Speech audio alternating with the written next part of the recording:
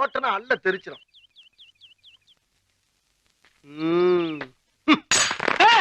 என்னடா இது கிளாஸ் உடைச்சிட்டு இருக்கா?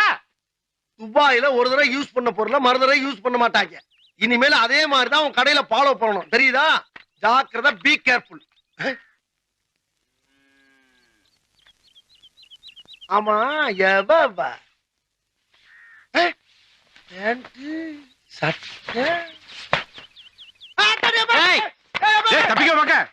ஆமா, என்ன இது?